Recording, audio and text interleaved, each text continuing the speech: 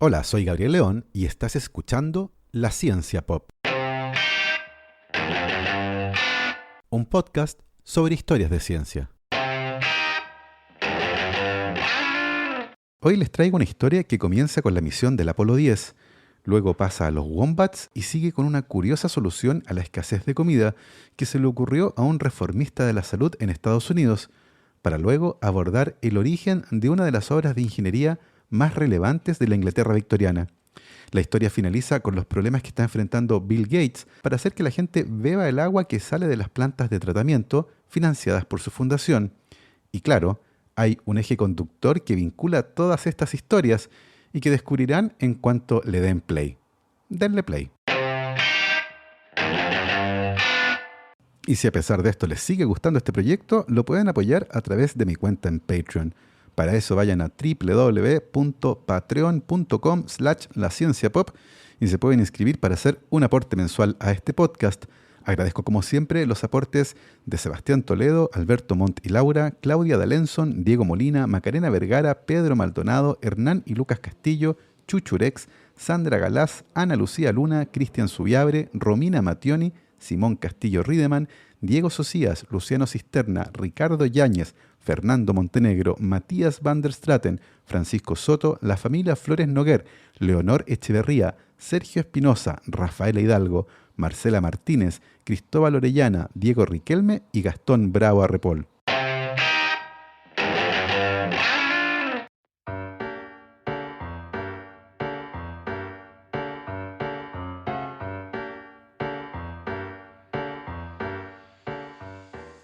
Existen muchas historias de avistamientos de objetos misteriosos en el cielo, pero probablemente aquellas ocurridas en el espacio son las que más llaman la atención.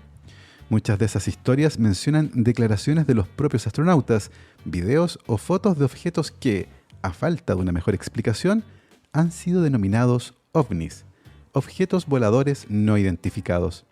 De todas esas historias de encuentros cercanos con objetos voladores no identificados que han ocurrido en el espacio, probablemente ninguna supera a la que ocurrió durante la misión Apolo 10. Engines on, 5, 4, 3, 2, all engines running. Launch commenced. Liftoff. We have liftoff, 49 minutes past the hour. La misión Apolo 10 despegó el 18 de mayo de 1969, regresó a la Tierra el día 26 del mismo mes y tenía como objetivo llegar a la Luna, pero solo para orbitarla, ya que el alunizaje estaba previsto para la siguiente misión, la famosísima Apolo 11. Una cosa interesante con respecto a las misiones Apolo es que absolutamente todas las conversaciones se encuentran transcritas y es posible ir al sitio de la NASA para bucear ahí, en los archivos del Onboard Voice Transcription, la transcripción de las voces a bordo. La misión del Apolo 10 transcurría sin incidentes de importancia hasta que el sexto día pasó algo que no se mencionaba en los manuales de vuelo. En un momento, y mientras los astronautas conversaban sobre tareas relacionadas con la salida de la órbita lunar, el comandante de la misión, Tom Stafford, interrumpió la conversación con una pregunta. ¿Quién lo hizo? El piloto John Young preguntó, ¿quién hizo qué? Y el otro tripulante, Eugene Cernan, agregó, ¿de dónde salió eso? Quienes estaban escuchando la conversación en el centro de control en la Tierra no entendían qué era lo que estaba pasando en la nave, hasta que el comandante finalmente exclamó, «Pásame una servilleta, rápido, hay un mojón flotando en el aire». Las risas estallaron en la nave y en la Tierra cuando finalmente el objeto volador identificado fue sacado de circulación y la historia se convirtió en una de las anécdotas más curiosas de toda la carrera espacial. Hablar de caca puede resultar incómodo, pero la verdad no solo es interesante, sino que además importante. Detrás de los desechos que eliminamos luego de digerir la comida, hay historias sorprendentes que nos pueden enseñar muy importantes lecciones, cruzando áreas tan disímiles como la biología, ingeniería, física, microbiología, química, psicología y medio ambiente. Tomemos por ejemplo el caso de los wombats, marsupiales cuadrúpedos nativos de Australia muy conocidos por ser animales regordetes, peludos y bastante lindos. Todas estas características y el carisma de los wombats querían suspirar de envidia a cualquier asesor de políticos, palidecen, sin embargo, frente a un hecho que durante años tuvo de cabeza a los científicos. Los wombats son los únicos animales en el mundo que producen caca en forma de cubo. Si bien esta peculiaridad ha despertado mucho interés y debate, la investigación sistemática para tratar de entender esta característica de los wombats ha sido escasa, tal vez porque resulta algo difícil conseguir fondos de investigación para estudiar caca, por muy cúbica que sea. Eso ha hecho que este misterio haya permanecido en las sombras, pero recientemente se han hecho algunos descubrimientos muy interesantes de la mano de quienes han encontrado que este fenómeno es digno de ser estudiado. En noviembre del 2018, la doctora Patricia Young, investigadora del Laboratorio de Ingeniería Mecánica del Instituto Tecnológico de Georgia, presentó un trabajo durante la reunión anual de la Sociedad Americana de Física. El título del trabajo lo decía todo: ¿cómo los wombats hacen caca cúbica? Para su estudio, la doctora Young utilizó 2 wombats que habían muerto producto de accidentes de tránsito en Tasmania y se concentró en la mecánica del intestino asociada con la producción de esta caca tan especial. El estudio sistemático de las tripas de este marsupial permitió determinar que en la porción final del intestino, las heces de los wombats cambian desde un estado semilíquido a un estado sólido, formando cubos de caca separados uno de otro por 2 centímetros. Young determinó que este cambio de forma en la caca está relacionado con el grosor y las propiedades elásticas variables de la pared intestinal de los wombats. Las observaciones realizadas para entender el mecanismo detrás de esta caca tan curiosa han proporcionado información valiosa sobre nuevas técnicas de fabricación para estructuras que son simétricas, así que es posible que en el futuro se diseñen máquinas extrusoras que funcionen como el intestino de los wombats. Patricia Young, la investigadora detrás de estos hallazgos, ganó el año 2019 el premio Ig Nobel de Física por estudiar la caca cúbica de los wombats. Los premios Ig Nobel son concedidos a aquellas investigaciones que primero nos hacen reír, pero luego pensar, y era el segundo Ig Nobel que Patricia Young ganaba, después de haberlo obtenido el año 2015 mientras estudiaba la velocidad de vaciamiento de la vejiga en mamíferos, una carrera académica hecha literalmente de caca y pipí. El misterio de la caca cúbica de los wombats está más cerca de ser comprendido, al menos desde el punto de vista mecánico, porque todavía queda una gran pregunta por contestar, pregunta asociada a las razones evolutivas detrás de esta caca tan especial. Aquí solo se puede especular al respecto, y hay quienes creen que este hecho se relaciona con la vida social de los wombats, que usan su caca para marcar el territorio. Como viven en zonas rocosas, la caca en forma de cubo tiene una mayor estabilidad, ya que no rodará tan fácilmente por un plano inclinado como lo haría caca ovalada.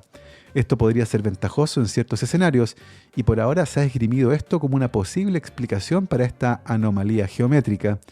Así, de alguna forma, los wombats que marcan su territorio con caca en forma de cubo habrían sido más exitosos desde el punto de vista reproductivo, y la característica de hacer caca cúbica comenzó a predominar entre los wombats. La caca de los wombats, tan particular por su forma, no es la única que ha despertado la curiosidad científica, ni tampoco la primera. A principios de la década de 1900, el médico y fisiólogo Russell Chittenden recibió una encomienda enviada por correo rápido de parte de su amigo Horace Fletcher. El señor Fletcher era un reformista de la salud que impulsaba la vida sana, libre de vicios, y por razones que quedarán claras más adelante, era conocido popularmente como el Gran Masticador. Russell Chittenden procedió a abrir la encomienda, que consistía en una caja misteriosa que le había enviado su amigo, y al mirar adentro de la caja se encontró con algo que parecía un trozo de roca, pero blanda. Era café y olía a pan añejo. Observó la roca con detención unos segundos y de pronto, con espanto, se dio cuenta de lo que era. Su buen amigo Horace Fletcher le había enviado un mojón por correo.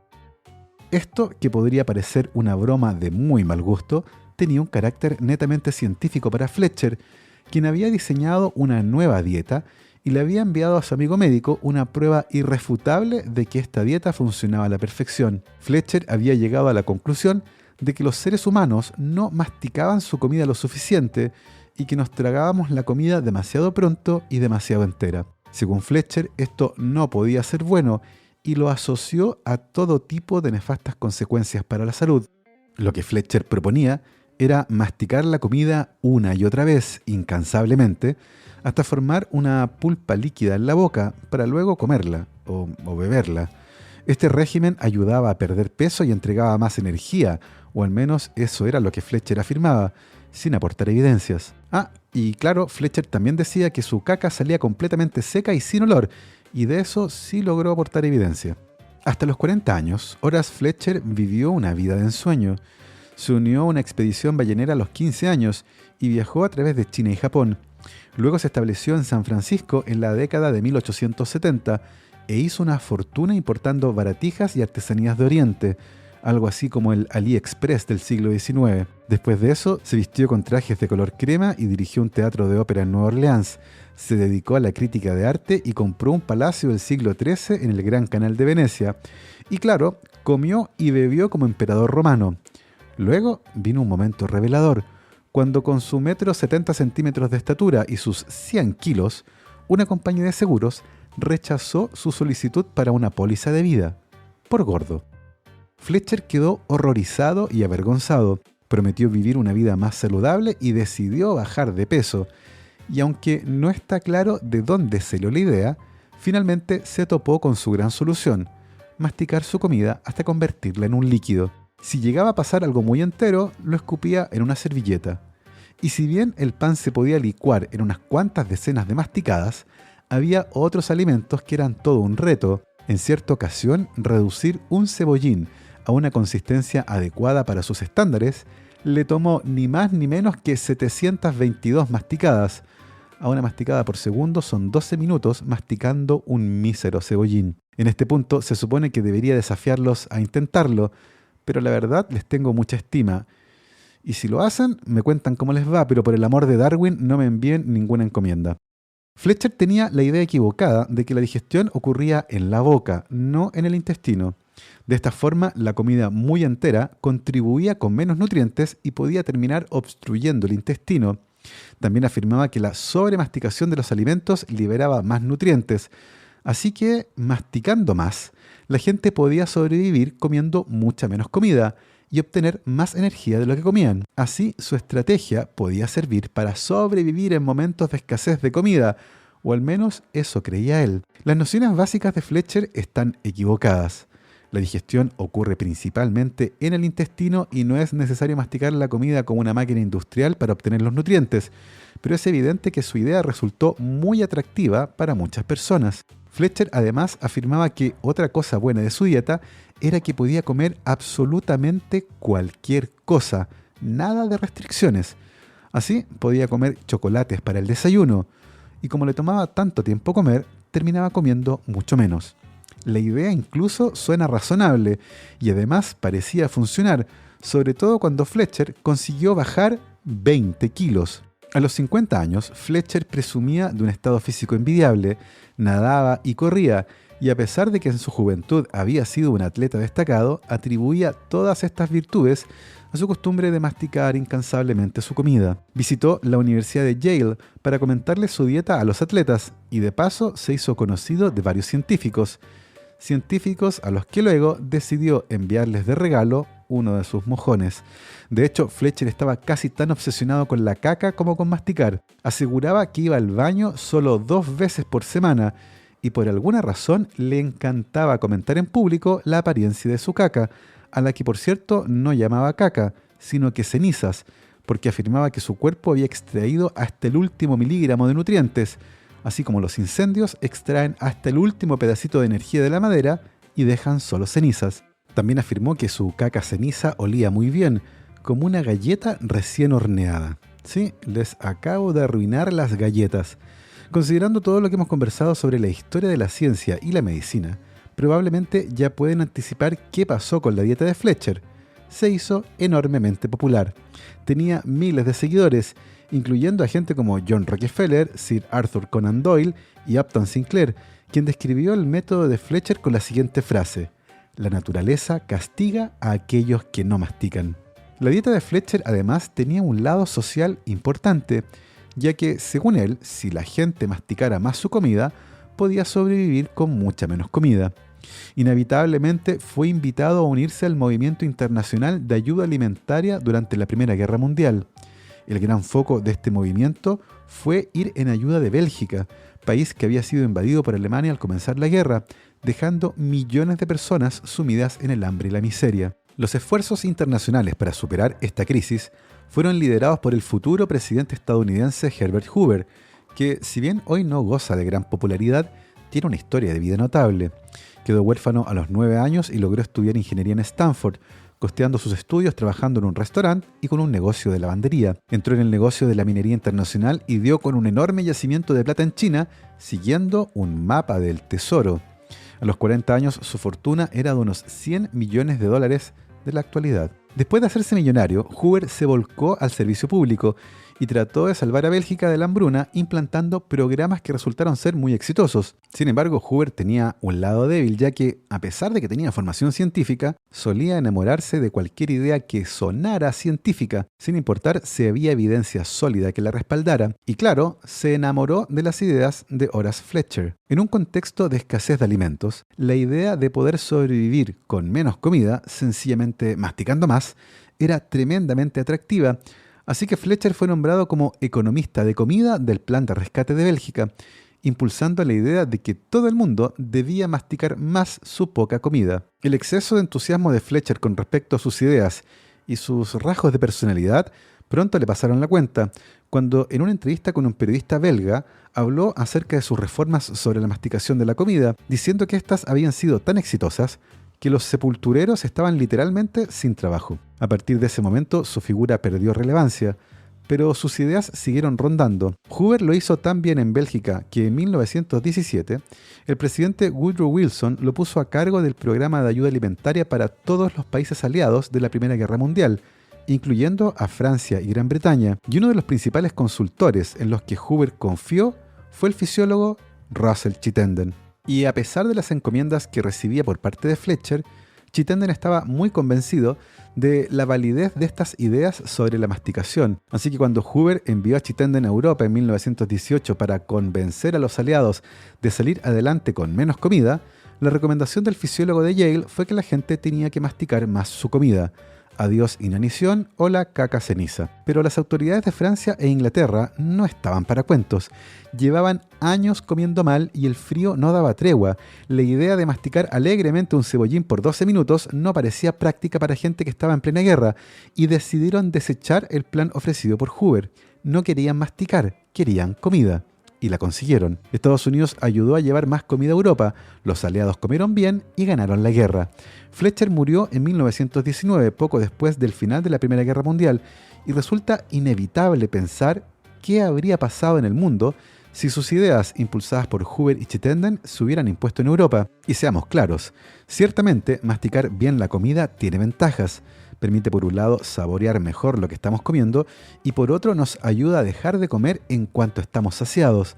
Entre más rápido comemos, más alto el riesgo de sobreconsumir alimentos y calorías, que después cuesta mucho eliminar. Estudios modernos que han analizado las ideas de Fletcher muestran que si bien comer más lentamente, ya sea masticando más la comida o sencillamente masticando más lento, tiene un impacto medible en esa comida, ya que en general quienes comen más rápido tienden a comer más. Sin embargo, el impacto en el largo plazo asociado, por ejemplo, a la baja de peso no se ha confirmado. Y claro, nadie ha descrito que la caca de los voluntarios se convierta en una ceniza que huele a galletas recién horneadas. A la vuelta de esta pausa, seguiremos hablando de caca. La Ciencia Pop cuenta con el auspicio de TCL Group, líder en insumos y equipamiento científico para laboratorios de diagnóstico e investigación. En esta oportunidad, TCL Group nos presenta la compañía Bioneer, especialistas en diagnóstico molecular por PCR en tiempo real, con sus equipos de última generación, compactos y automatizados, que han permitido realizar más de 2,5 millones de determinaciones para COVID-19 en 30 centros de diagnóstico a nivel país, con respaldo permanente de asesores científicos y servicio técnico especializado. Para más información, visita la página www.tclgroup.cl, donde encontrarás el aliado perfecto para tu laboratorio. TCL Group, 25 años al servicio de la ciencia.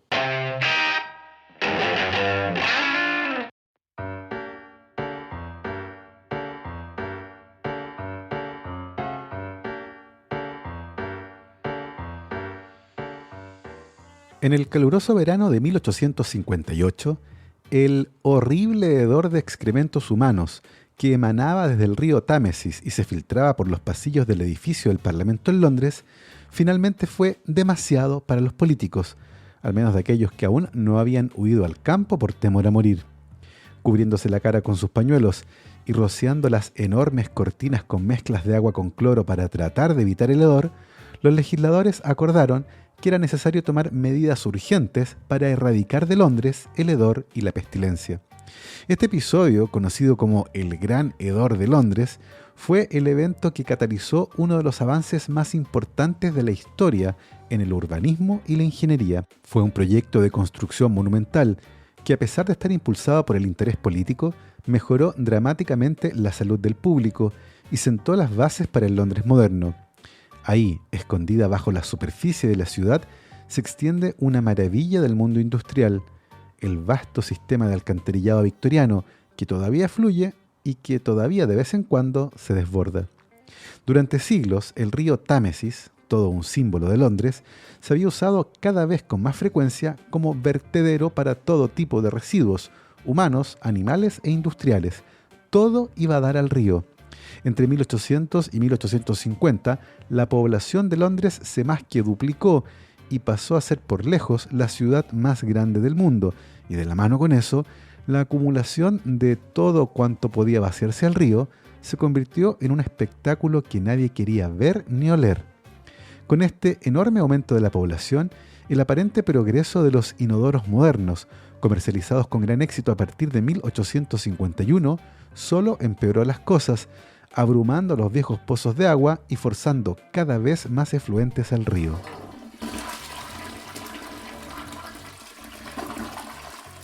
El Támesis plateado, elogiado por poetas de antaño, se había convertido, en palabras del científico Michael Faraday, en un fluido café y opaco para el año 1855. Fue Faraday quien decidió determinar la opacidad de las aguas del río, dejando caer trozos de papel blanco y descubriendo que estos desaparecían de la vista antes de hundirse apenas 2 centímetros por debajo de la superficie. El principal contaminante del río estaba a la vista y, según sus propias palabras, alrededor de los pilares de los puentes que cruzaban el río, los excrementos humanos formaban una suerte de nubes tan densas que eran visibles en la superficie, incluso con un agua tan oscura. El panorama era nada sutil y el problema estaba a la vista. El informe de Faraday sobre el estado del río y los efectos de descargar en él todos los desechos de la ciudad hizo eco en numerosas y furibundas columnas editoriales y en caricaturas que hacían mofa del otrora majestuoso río, convertido ahora en la vía fluvial metropolitana más contaminada del mundo. El Imperio Británico, literalmente, se estaba pudriendo desde su corazón. Este episodio fue fundamental para que la ciudad de Londres se volcara a la titánica tarea de construir un sistema de alcantarillado moderno y eficiente que diera cuenta del gigantesco aumento de la población y que permitiera que el río Támesis, símbolo de la ciudad, dejara de ser un gran excusado. El Gran Hedor de Londres fue el punto de partida de esta revolución de la ingeniería y el urbanismo, que sirvió además como modelo de desarrollo para otras urbes en el mundo. Más de 150 años después de ese caluroso verano en Londres, el problema que plantea nuestra agua de desechos y particularmente el manejo de los excrementos humanos se ha convertido en un problema de enorme relevancia, particularmente si se considera que parte importante de esos desechos son agua, esencial para la vida y cada vez más escasa. El año 2015, el empresario Bill Gates publicó un video en el que hablaba acerca de una de las últimas empresas financiadas por la Fundación Bill y Melinda Gates, el Omniprocessor, un término acuñado por el programa de agua, saneamiento e higiene de la Fundación para describir una serie de tratamientos físicos, biológicos y químicos usados para eliminar patógenos de lodos fecales generados por el ser humano, al tiempo que creaba subproductos comercialmente valiosos, como energía. Una planta Omniprocessor puede reemplazar a otros métodos inseguros de captura y tratamiento de residuos humanos que anualmente resultan en la propagación de enfermedades y la muerte de casi 2 millones de niños en el mundo. En el video, Bill Gates levanta un vaso con agua mientras comenta que hace apenas 5 minutos esa agua era parte de los desperdicios humanos. Luego levanta el vaso, toma un sorbo y dice, es agua. Y después de haber estudiado la ingeniería detrás de este proceso, con gusto la bebería todos los días. Para hacer funcionar este sistema, los lodos de alcantarillado son transportados a la planta, donde inicialmente son hervidos dentro de un gran tubo. Eso separa el vapor de agua de los residuos sólidos, los que luego son convertidos en cenizas, el sueño de Horace Fletcher. El vapor de agua es condensado y luego pasa a través de un sistema de limpieza que utiliza, entre otras cosas, varios filtros para eliminar partículas más pequeñas y bacterias, para que finalmente el agua salga limpia y pura. Bueno, al menos físicamente limpia y pura, porque para nuestros cerebros, el solo hecho de saber que había caca humana ahí hace solo 5 minutos es aparentemente un desafío más complejo que potabilizar el agua. Según las estimaciones de la Fundación Gates, al menos 2.000 millones de personas carecen de acceso a un sistema de saneamiento de agua adecuado. Un informe del Departamento de Estado de Estados Unidos advirtió que en la próxima década muchos países experimentarán problemas relacionados con el agua, como escasez, mala calidad o incluso inundaciones, problemas que podrían hacer fracasar a ciertos estados o generar inestabilidad social. El enfoque del Omniprocessor parece ser la solución perfecta, ya que ofrece una eliminación adecuada de residuos de manera limpia y generando agua potable donde haga falta. De hecho, la tecnología que permite la existencia de este tipo de plantas de tratamiento ha existido durante años y su eficacia es un hecho comprobado. Entonces, ¿por qué no se ha adoptado el Omniprocessor de manera más generalizada? El gran problema aquí no es la tecnología detrás de reciclar el agua, ni tampoco su costo, sino hacer que la gente beba esa agua. Es un problema que no va a ser resuelto por ingenieros, será resuelto por psicólogos.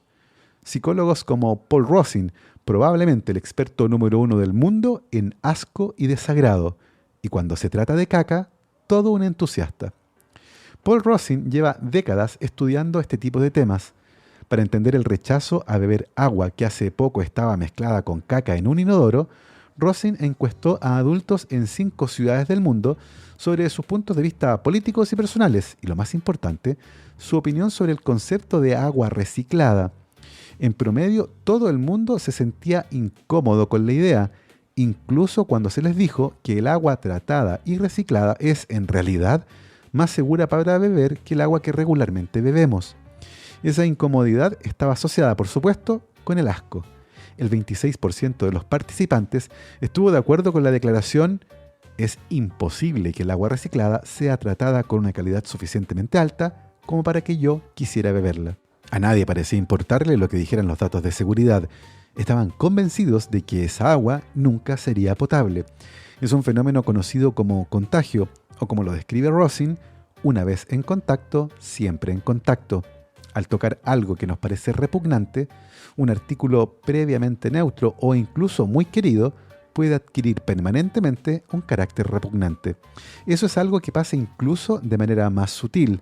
Rosin ha demostrado que una prenda de vestir que nos gusta puede convertirse automáticamente en una defecio si vemos a una persona que nos desagrada usando esa prenda de vestir. ¡Ay, el cerebro humano! El gran problema es que los sentimientos de disgusto a menudo son inmunes a la racionalidad, y por una muy buena razón. Evolutivamente, el disgusto es una reacción increíblemente adaptativa y que salva vidas. Encontramos ciertas cosas instintivamente repugnantes porque existe una buena probabilidad de que efectivamente puedan hacernos daño. Es un hecho que algunas secreciones humanas están saturadas de bacterias y que pueden transmitir enfermedades.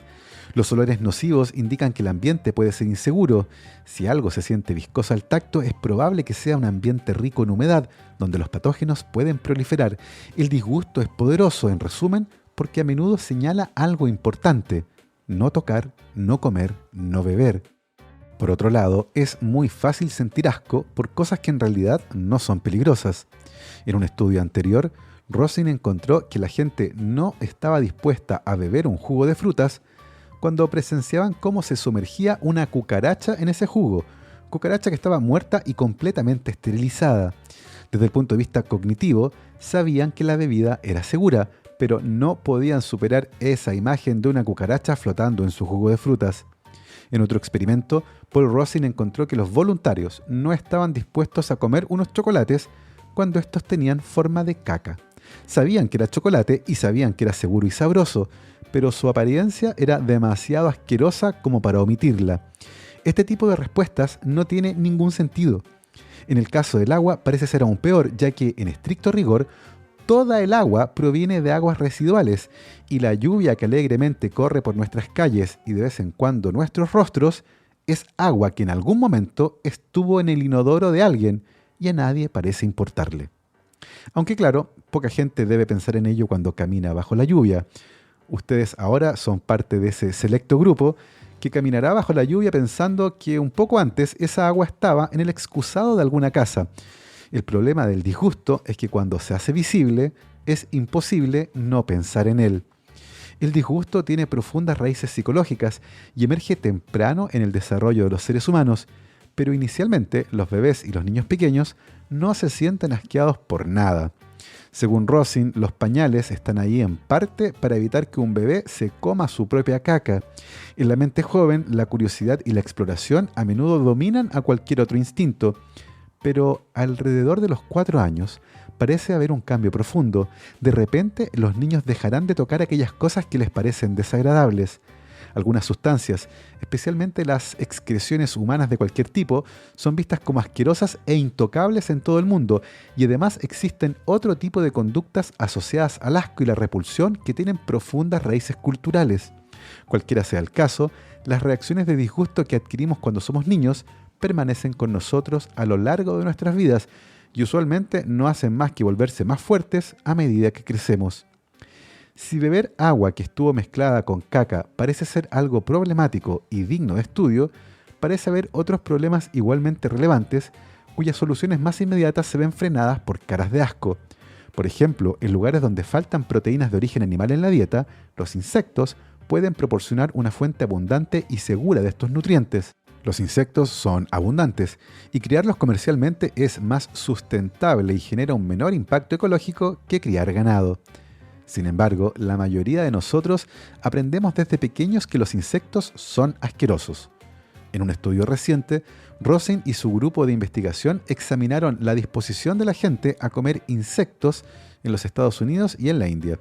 Menos de la mitad de los participantes dijeron que estarían dispuestos a comer insectos regularmente durante tan solo una semana, incluso si se mezclaban pequeñas cantidades en alimentos como la harina.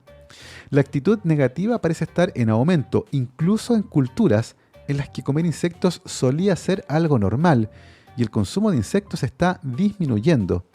Esto ocurre en parte porque la cultura occidental tiende a apoderarse de otras culturas a medida que se mezclan, y eso incluye nuestra dieta y los prejuicios asociados a ella. Y como los insectos son en general vistos como algo asqueroso en la dieta occidental, ese sentimiento ha ido permeando lentamente en otras culturas. Y si bien el disgusto usualmente es puramente físico, también puede adquirir una dimensión moral. En otro estudio, Rosin preguntó a los voluntarios sobre el suéter de Hitler. ¿Lo usarías si tienes frío o en otras circunstancias? La mayoría de la gente dijo que no lo haría, aunque lo hubiesen lavado y limpiado en seco incontables veces, incluso aunque lo hubieran despedazado y fabricado otra prenda de vestir con la tela. Su esencia estaba contaminada. Es una forma común y aparentemente universal de ver la realidad. Entonces, ¿qué se puede hacer para acabar con el disgusto y el asco cuando estos se interponen en soluciones necesarias para mejorar la vida de las personas? En Singapur, un país con graves problemas de abastecimiento de agua potable, pusieron en marcha un sistema similar al Omniprocessor, y el agua potable derivada de estas plantas ha sido introducida al azar en el suministro de agua potable. Nadie sabe de dónde viene el agua. Ojos que no ven. Es posible, sin embargo, que formas más sutiles de promoción puedan ayudar a eludir el disgusto. Paul Rosin, de hecho, hizo un estudio sobre la percepción del agua reciclada. En ese estudio, el 39% de los participantes dijo que estaría más dispuesto a probar agua reciclada si se hubiera mantenido en un acuífero durante 10 años, y el 40% dijo que estaría dispuesto a intentarlo si hubiera recorrido 100 kilómetros en lugar de 1 kilómetro. De alguna forma, el contacto con la naturaleza parece limpiar el agua de mejor manera, al menos para nuestros cerebros, que la ingeniería detrás del proceso. Así tal vez Bill Gates está usando una estrategia equivocada al destacar que el Omniprocessor puede convertir las aguas residuales en agua potable en solo 5 minutos. Es muy poco tiempo. Eso deben pensar muchas personas, y el dato de la velocidad, algo fantástico, puede ser contraproducente. podría ser mejor hacer hincapié en los kilómetros y kilómetros que el agua debe recorrer en una tubería antes de que llegue a nuestras casas. Y claro, ver al mismísimo Bill Gates beber esa agua también ayuda. En la medida en que las personas vean a figuras como Gates, un modelo a seguir respetable y exitoso, bebiendo esa agua reciclada, puede aumentar nuestra propia disposición a probarla. En el mismo estudio en el que la gente expresó su disgusto por ponerse el suéter de Hitler, había una condición que podía purificar la contaminación. Si alguien considerado como bondadoso lo usaba, eso podría contrarrestar los atributos negativos del suéter. Tal vez para acelerar la aceptación del agua reciclada, Bill Gates debería invitar a deportistas, actores, científicos y activistas conocidos a visitar una de sus plantas de tratamiento de agua. Y así hemos llegado al final de esta fascinante historia sobre la caca y el asco. Espero que a pesar de eso la hayan disfrutado porque la verdad es un tema fascinante. Yo me despido como siempre con mis agradecimientos a mis queridos Patrons: Manuel Morales, Fernando Rode, la familia Helfman von de Sauer, Giuseppe Carufo, Nicolás Martínez, Felipe Mazanes, Nicolás Cabello, Sandra González, Sebastián Umaña, Diego Torres, Eugenio Grasset, Carolina Valle, Berulini Yeco, Cristóbal Moene, la familia Serpa Rebolledo, Juan Berlinger, Pablo y Milesita Villalobos, José Tanús, Ana María Alarcón, Rosario Calderón, Michael Cavalar, Pedro Castillo, Adrián Cataldo, Matuti y Consu, Valentina Aguirre, Florencia García, el S Podcast, Keiichi Minamoto, José Luis Ulloa, Dania Sepúlveda, Alex Gutiérrez y Amanda Larraín. Nosotros nos escuchamos la próxima semana y por supuesto que estén muy bien, recuerden lavarse las manos, usen su mascarilla cubriendo boca y nariz, recuerden vacunarse cuando les corresponda y que la ciencia los acompañe.